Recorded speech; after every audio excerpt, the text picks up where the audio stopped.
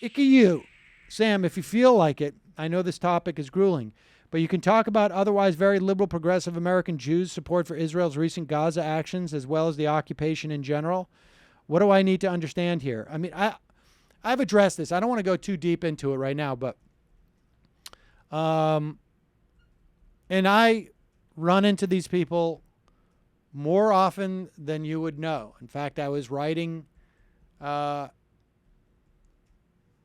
friend of my sister's had forwarded her, who is by all other accounts liberal on all other issues, had forwarded to her a Dennis Prager video. Oh my God. On how simple, even though he had gone to Columbia Foreign School of International Affairs and been taught. He did? Well, I want to dig into that, but I have a feeling it's like one of those like Columbia, Chicago. I have some friends who went to SEPA who I'm going to really enjoy. But maybe he did. Yeah. And he was told to read so many things and how complicated the Israel-Palestine thing is. And then he went on to do a 5-minute video basically saying the Palestinians hate the Jews and the Jews just want to live in peace in Israel. And if Israel was to lay down its weapons tomorrow, they'd be overrun. If the Arabs laid down their weapons tomorrow, their peace would sprout. And I think it is. Let me only speak from my personal experience. As a kid, a big part of my Jewish education, which of course is different from people who were raised kid in 1948. A big part of my Jewish education involved the Holocaust. And that was, in many ways, considered a predicate, and it was, to Israel. I mean, there was, there had always been Jews living in that area for a couple of thousand years. There had also been Christians and Muslims living in that area for at least 1,000 years. And in 1972 or 5, the history of the wars with Israel were largely, they were not the aggressor. We were never told that, it was just the UN who had founded Israel, and there was nothing else really happened, except for they were attacked the next day. There was no talk of displacement. There was none of that. And I don't know that, my Hebrew school teacher living in Worcester was aware of anything else, frankly. The fact that you could hide the narrative of Hiroshima, meant that the stories of anything were largely controlled and contained. And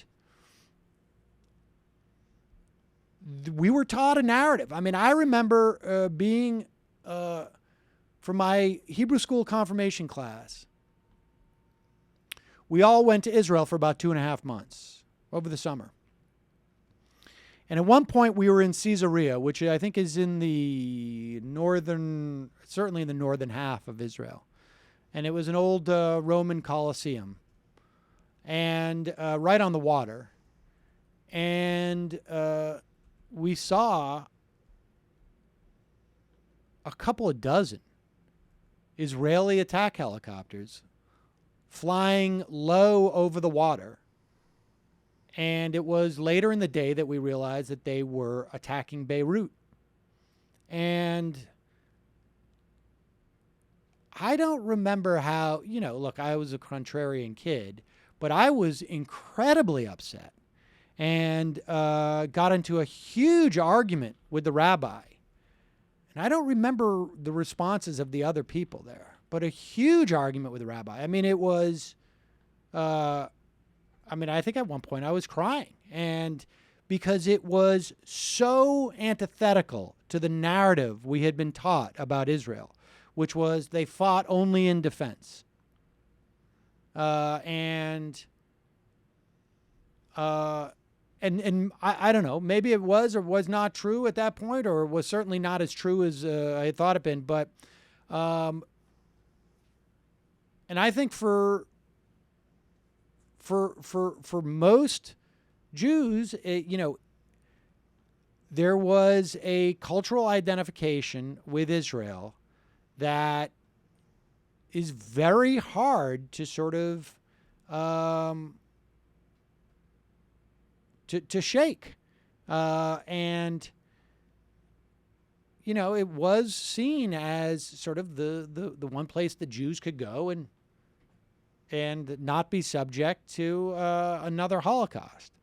But I think, frankly, people my age and younger, and that's why, like, you see all of the big sort of liberal Zionists, having soul-searching moments, it seems to me, as of late. And then, 30-year-olds, not so much. 25-year-olds, not so much. They're just basically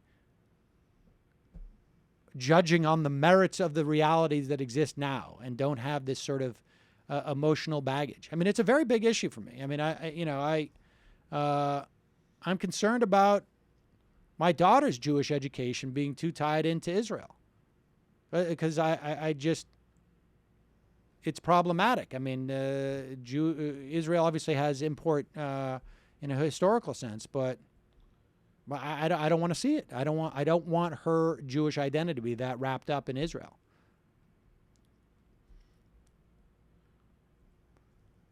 I mean, all I can tell you is that's why the sort of Gaza Israel came up in the context of this conversation with Greg Mitchell, because we as a nation have really not reconciled or ever dealt with the implications of Hiroshima and Nagasaki.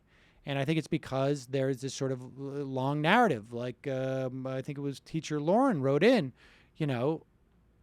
she grew up with this narrative as a child that, but for that bomb, she would not exist, right? Her grandfather would be dead.